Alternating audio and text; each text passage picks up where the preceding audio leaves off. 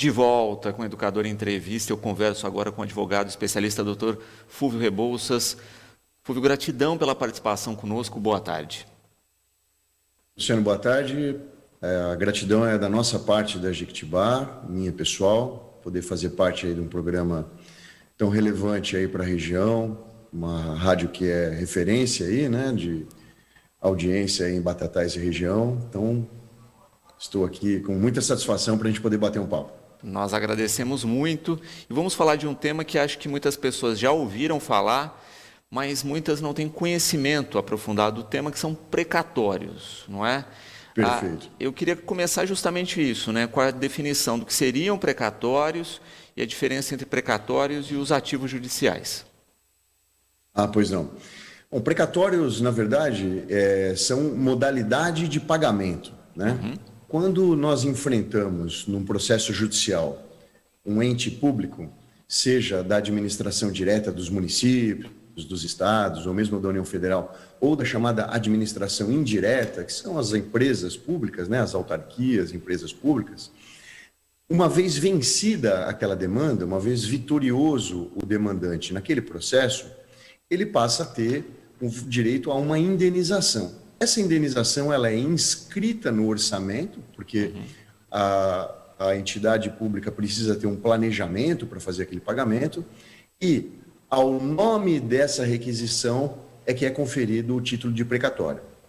A diferença entre precatórios e outros ativos judiciais é que os outros ativos judiciais não têm como polo contrário um ente público, ou estados, municípios, a União Federal, mas sim aí outros particulares, pessoas jurídicas, pessoas físicas. Uma ação trabalhista, por exemplo, no final da demanda, se o reclamante for vitorioso, ele terá um crédito junto à reclamada empresa a qual ele prestou serviços. Então, aí gera também um ativo judicial.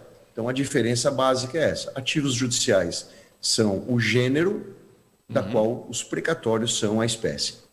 Perfeito, muito claro. E quando se fala em precatório, uma coisa que sempre fica na dúvida é prazos de pagamento, né, doutor? Tem estipulado isso? Como é que funcionam esses prazos? Perfeito. É uma outra epopeia, né? Essas ações, elas são, Luciano, via de regra, ações bastante morosas, bastante demoradas. Muitas vezes as pessoas ficam em litígio com os entes públicos por décadas até.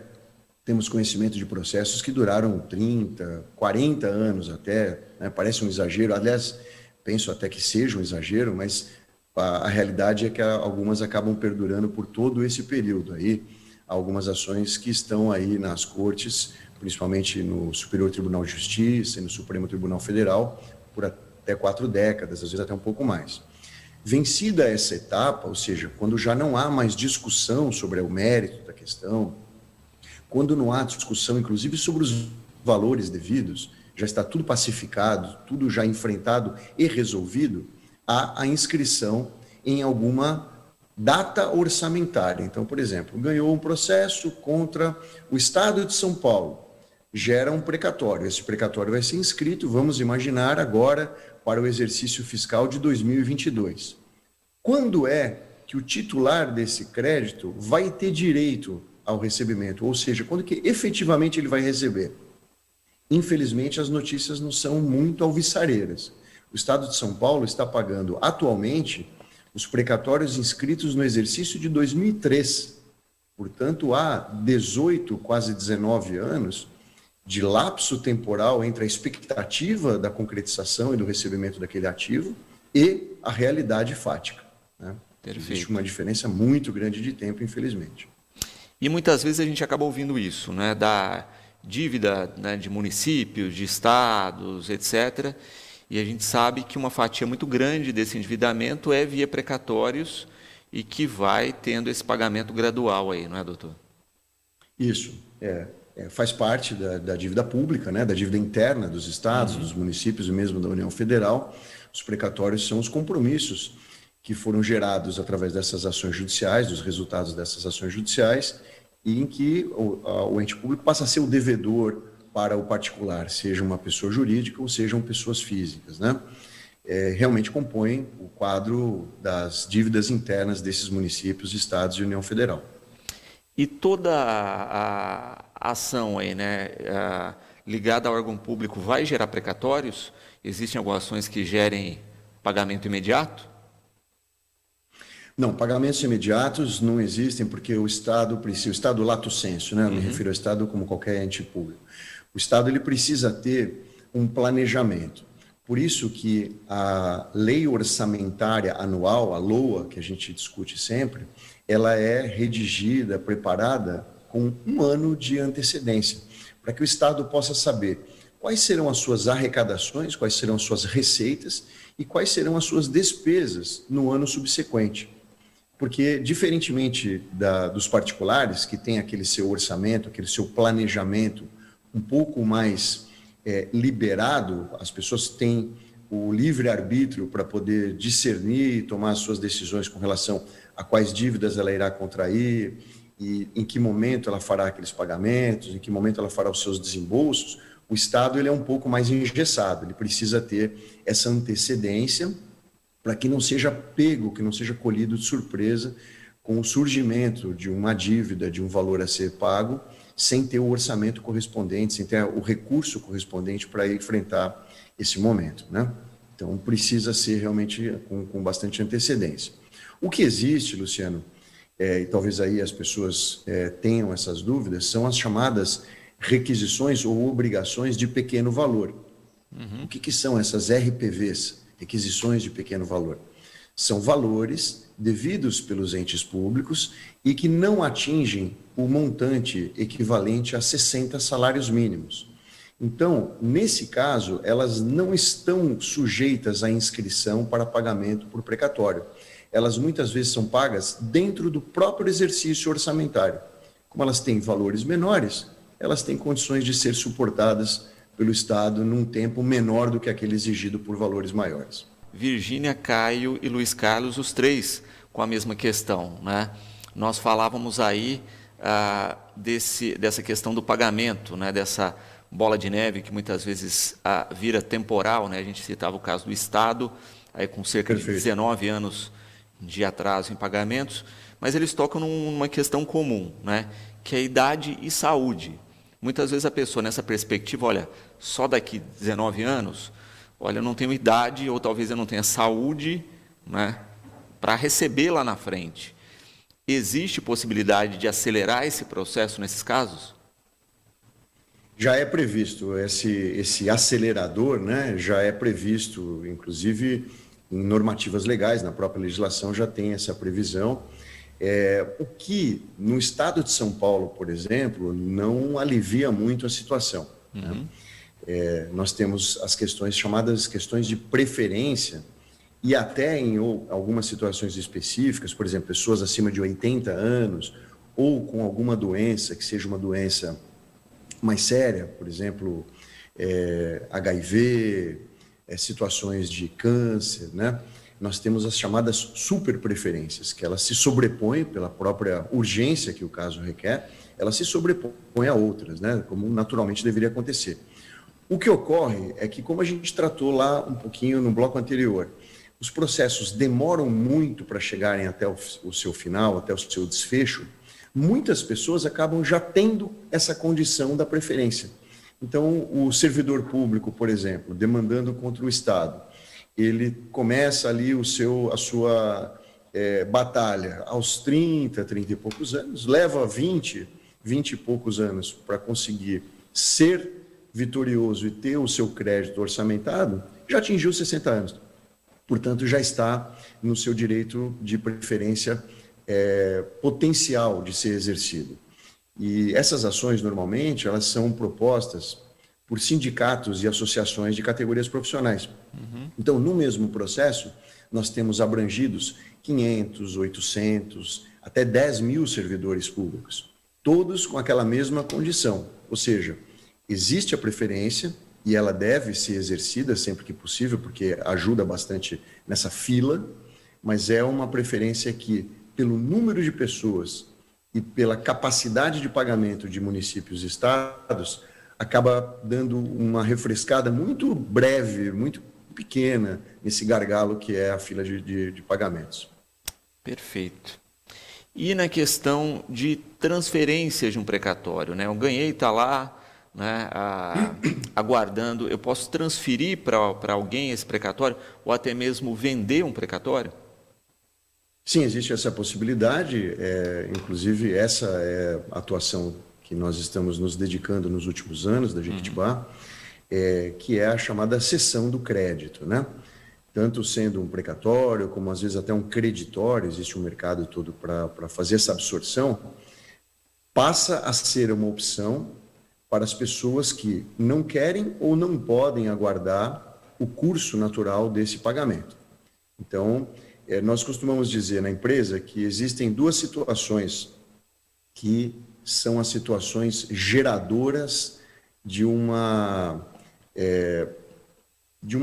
cessão de precatórios, uma de transferência desses ativos. Quais são essas duas situações? Primeiro, uma necessidade. A pessoa tem necessidade daquele recurso de maneira mais imediata, precisa fazer frente a algum compromisso, não tem como aguardar e tem naquele ativo uma possibilidade de obter um recurso mais imediato, com algum deságio, evidentemente, vendendo para os investidores, bancos, fundos de investimento, às vezes até pessoas particulares, empresas particulares, privadas, compram, adquirem esses créditos e pagam esse valor com algum deságio. E se não for uma necessidade, às vezes é alguma oportunidade. Eu estou aqui com um terreno que se eu conseguir um determinado valor, eu consigo arrematar o valor e adquirir esse terreno, eu posso quitar um financiamento da minha casa própria. Eu tenho um parente, um filho, um neto que tem uma oportunidade de fazer um curso, um intercâmbio, um curso no exterior. Com aquele recurso eu posso proporcionar isso a ele. Então não é uma necessidade, não é nenhuma questão de premência financeira por necessidade, mas é uma possibilidade. Havendo atendimento a uma dessas condições, esse binômio, nós entendemos que é válida essa cessão, que atende à necessidade mais imediata do credor original. Então, existe essa possibilidade, é uma possibilidade que conta hoje com um mercado bastante grande e volumoso, viu, Luciano? Perfeito.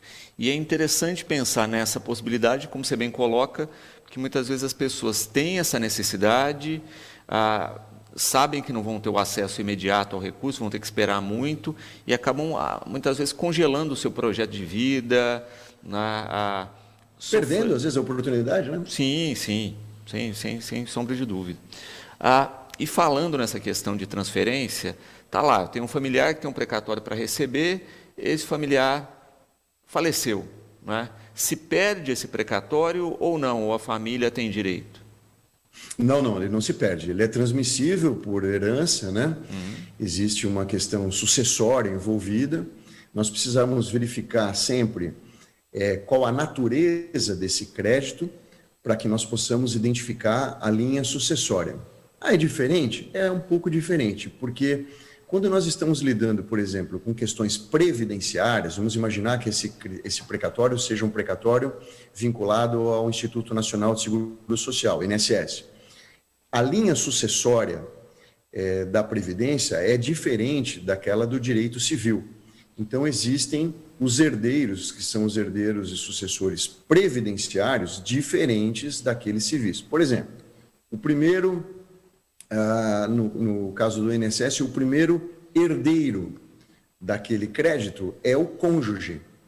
Não é como no direito civil, que quando há o falecimento, 50% são transmissíveis ao cônjuge e 50% divididos entre tantos quantos forem os filhos havidos naquela união. Não é assim.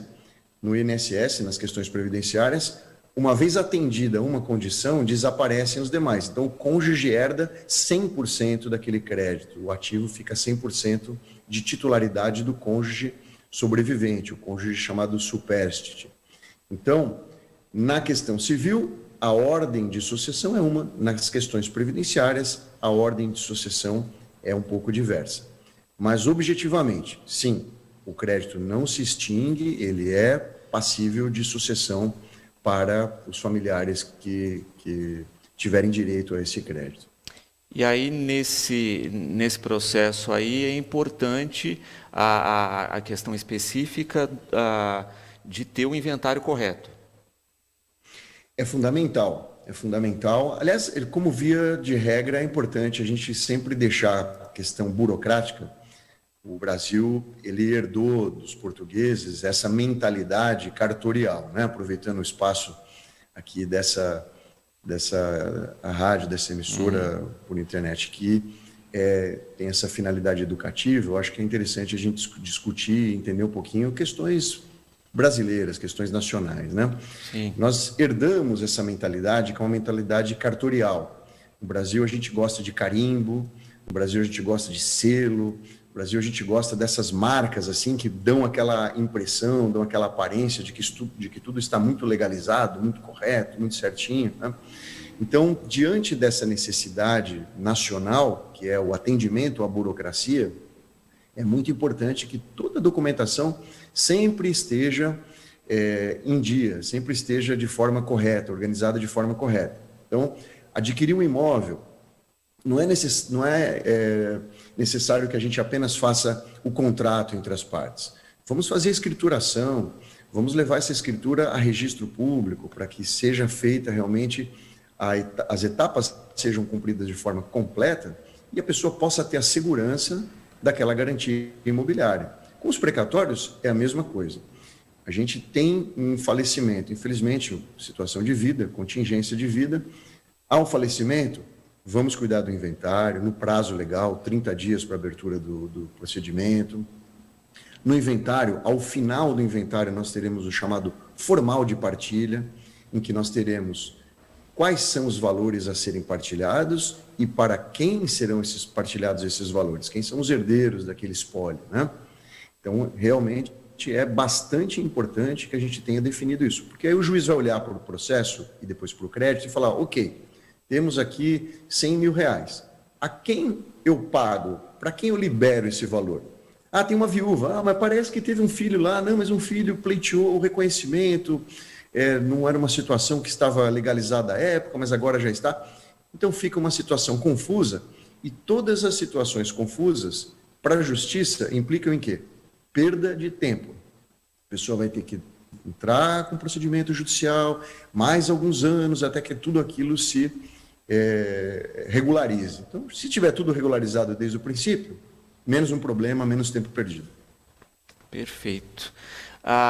E no caso de acompanhamento desses precatórios, né, a pessoa pode acompanhar, existem canais aí para ver como é que está essa escala de pagamento, porque também eu vejo isso, né, uma ansiedade muitas vezes grande de quem quer receber e não tem uma previsão disso, né, doutor?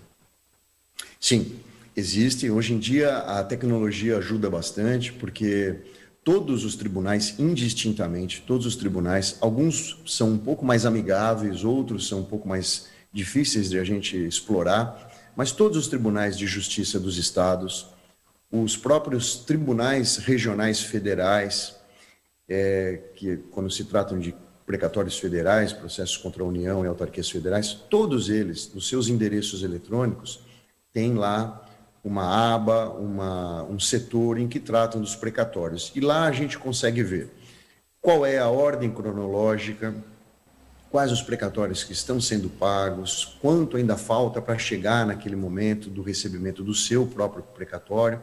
Então, isso hoje em dia é bastante fácil. Eu acho que não apenas as pessoas podem, mas elas devem acompanhar, né? É uma informação, são processos acompanhados por um profissional do direito, são advogados, normalmente, eu sou advogado, tenho muitos processos dessa natureza. Nós acompanhamos como profissionais, uns de uma maneira, outros de outra, mas todos, né, em sua maioria absoluta, pelo menos, são diligentes nesse acompanhamento, até por interesse próprio, porque tem os honorários advocatícios também embutidos ali, né? Então há necessidade de sobrevivência por parte dos advogados também. Nós acompanhamos de forma diligente, mas nada como o interesse próprio, pessoal, daquela pessoa que tem direito ao crédito, com relação à atenção para com o seu processo. Então é importante que todo cliente acompanhe individualmente o andamento do seu processo e, posteriormente, do seu precatório. Perfeito. Luiz Pedro, também com uma questão interessante. Se paga imposto sobre precatório? Sim, sim, é um crédito. E os impostos incidentes, Pedro, e os demais que tenham essa mesma dúvida, né? Obrigado pela pergunta. Os impostos incidentes são os impostos que vão ser referentes àquele título.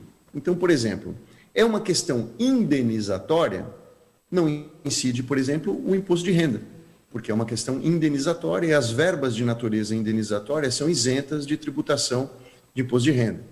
Ah, não é uma verba indenizatória, é uma verba de natureza salarial. Foram salários, diferenças, abonos que não foram pagos na época própria e que houve a necessidade de interposição de propositura de ações. Então, aí incidirão as contribuições previdenciárias, o imposto de renda, como se a pessoa tivesse recebido aquilo no tempo correto, né? Normalmente, os impostos incidentes são o imposto de renda, quando houver essa natureza salarial e não indenizatória, e também as contribuições previdenciárias. Então, são as duas verbas que acabam pegando uma parte considerável ali desses valores. As contribuições previdenciárias federais, por exemplo, estão na faixa de 11%, Luciano. Imagine que, às vezes, quase que frequentemente superiores aos próprios honorários advocatícios, né? Então, ali na faixa de 5%, 10%. Só a contribuição previdenciária de ativos e inativos chega a 11%. Às vezes até supera esse valor. Perfeito. Doutor, para quem quiser conhecer e tirar mais dúvidas, né, conhecer um pouco, inclusive, do trabalho que vocês realizam, existe contatos via redes sociais, outras plataformas? Nós temos. Eu indico sempre o Instagram, porque é uma ferramenta que hoje em dia é uma rede social bastante acessada, né? Nós estamos à disposição para esclarecer quaisquer dúvidas. Nós sempre fazemos um alerta, isso acho que é importante fazer com destaque antes de passar o endereço, Luciano, que muito desse mercado, desse mundo de ativos judiciais hoje, se define, se negocia, se trata por telefone, por vias de internet e outras vias eletrônicas e digitais. Então, é uma recomendação que eu sempre faço a todos, nós fazemos na empresa, tanto eu quanto o meu sócio, a gente faz questão de dizer, tomem cuidado. Como nós falamos, são pessoas muitas vezes de mais idade, que já são naturalmente vulneráveis a esses golpes, a esses embustes que aparecem aí pela internet. Então precisa tomar muito cuidado em saber com quem está tratando, verificar realmente a origem, se a pessoa tem ali experiência, se tem uma militância naquela área, se tem um conhecimento técnico, se realmente existe aquela empresa. Então, todos esses cuidados que normalmente a gente tem que ter quando vai comprar e vender um carro, um veículo, um imóvel, um bem de qualquer que seja ele, que seja tomado também esse mesmo cuidado, essa mesma cautela com relação a ativos judiciais. Então, fica um alerta nosso aí para que as pessoas não sejam enganadas e acabem sendo vítimas aí de golpes e percam seus preciosos recursos depois de tantos anos de processo. Exatamente. E nós estamos à disposição aqui na empresa para qualquer tipo de atendimento, tanto para intermediação, para quem quer investir ou para quem quer ceder os seus ativos e verificar as melhores condições. E no Instagram nós estamos lá na @Jequitibá Investimentos. Vai nos localizar lá, vai verificar nossos contatos e pode, através dali, nos procurar para esses esclarecimentos. Será um prazer, assim como foi um prazer aqui ter participado do seu programa. @Jequitibá Investimentos. Doutor Fúvio, gratidão pela participação conosco. O programa está sempre à disposição para tratar desse e de outros temas. Estamos sempre aqui de portas abertas para o diálogo, tá certo? Da mesma forma, um grande abraço, Luciano, um abraço a todos que nos acompanharam aí nesse bate-papo.